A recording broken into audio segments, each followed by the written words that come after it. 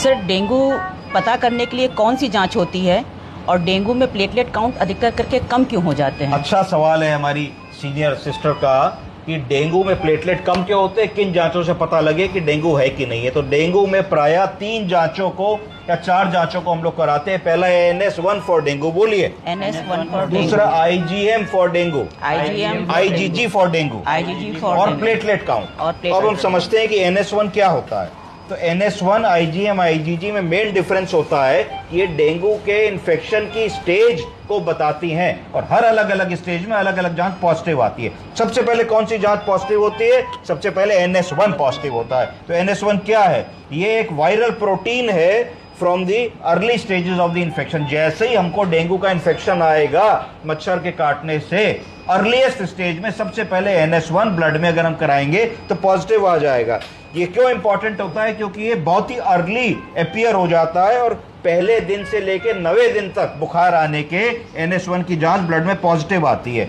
NS1 का test क्यों बहुत जरूरी है? ये इसलिए जरूरी है क्योंकि अर्ली डायग्नोसिस के बारे में बताता है और ये जब एंटीबॉडीज बनना शुरू होती हैं ब्लड में डेंगू के अगेंस्ट, उससे पहले डिटेक्ट हो जाता है। इसका मतलब क्या हुआ कि IgM IgG की जांच तभी पॉजिटिव आएगी जब एंटीबॉडीज बन चुकी होंगी, पर NS1 उससे पहले पॉजिटिव आ जाएगी। अब IgM क्या होता है? ये पहली एंटीबॉडी होती है जो हमारे इम्यून सिस्टम के द्वारा बनाई जाती है जब वो डेंगू के वायरस से लड़ाई कर रहा होता है और फाइट कर रहा होता है। ये इन्फेक्शन या मच्छर काटने के बाद या बुखार आने के 3 से 5 दिन बाद, फीवर के ऑनसेट के बाद बनती है और कई बार 2 से 3 महीने तक पॉजिटिव रहती है।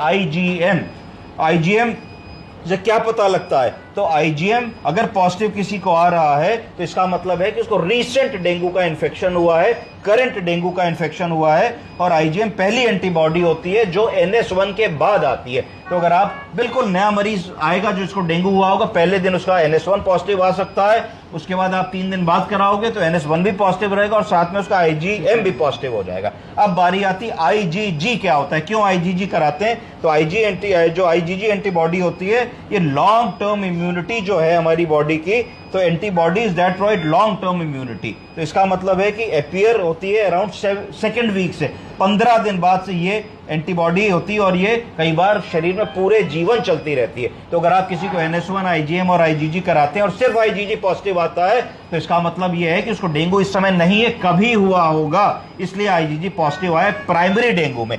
एक आइडेंटिटी होती है सेकेंडरी डेंगू। सेकेंडरी डेंगू का मतलब एक बार हो चुका है फिर से हुआ है, उस केस में कई बार ऐसा होता है कि IgG बढ़ जाती है और NS1 और IgM कई बार नहीं बढ़ता।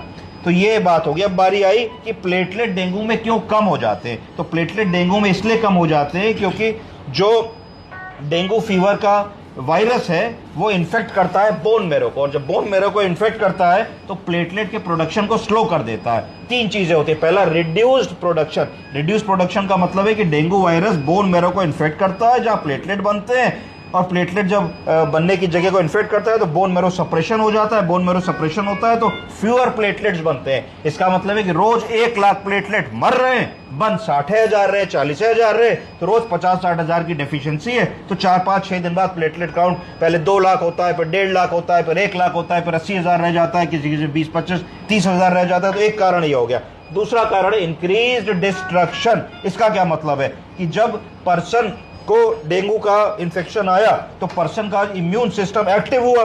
क्यों एक्टिव हुआ? कि डेंगू के वायरस को मार गिराना है, शरीर से बाहर निकालना है। तो जब शरीर की इम्यूनिटी ने डेंगू के वायरस को मारने का काम शुरू किया तो मिस्टेकनली कई केसेस में गलती से क्या करता है कि वो अटैक कर देता है हेल्दी प्लेटलेट के ऊपर। हमारा ही शरीर डेंगू के वायरस के अलावा हेल्दी प्लेटलेट के ऊपर अटैक कर देता है, जिससे क्या होता है कि डेंगू के साथ साथ हेल्दी प्लेटलेट में भी डिस्ट्रक्शन शुरू हो जाता है और उस डिस्ट्रक्शन से हमारी इम्यूनिटी खुद ही प्लेटलेट को कम करने लगती है। Increase consumption. कई बार क्या होता है जो डेंगू के सीवियर केसेस होते हैं जिसमें कैपिलरी लीक होने लगती है, जिसमें द्रव्य शरीर का रक्त कोशिकाओं से और सेल से बाहर आने लगता है। उस स्थिति में क्या होता है कि लीकेज को रोकने के लिए जो प्लेटलेट है वो रिपेयर करने में लग जाते हैं, यानी कि शरीर की जो कैपिलरी लीकेज की प्रक्रिया शुरू हो गई है उस कैपिलरी लीकेज की प्रक्रिया को रोकने में बहुत सारा प्लेटलेट इस्तेमाल हो जाता है। तो इसका मतलब क्या हुआ कि जो कंजम्पशन है उस प्लेटलेट का वो कैपिलरी लीकेज में भी इस्तेमाल हो गया। तो तीनों तरीके से चोट लगी कि प्लेटलेट कम बने, कंजम्पशन हमारा बढ़ गया और इंक्रीज्ड डिस्ट्रक्शन हो गया। तो तीनों चीजें डेंगू में मिला करके थ्रोम्बोसाइटोपिनिया होता है, जिसका मतलब प्लेटलेट काउंट बहुत कम हो जाता है। आजकल प्रायः 25-30 हजार तक अगर प्लेटलेट काउंट है तो नहीं चढ़ाते हैं, वॉच करते हैं कहीं से कोई ब्लीडिंग वगैरह तो नहीं हो रही है। अगर उससे कम होता है तो हमारे पास दो ऑप्शन होते हैं कि एसडीपी सिंगल डोनर प्लेटलेट चढ़ावे या आरडीपी रैंडम डोनर प्लेटलेट चढ़ावे। फर्क क्या होता है? आरडीपी में एक डोनर से एक आरडीपी मिलता है।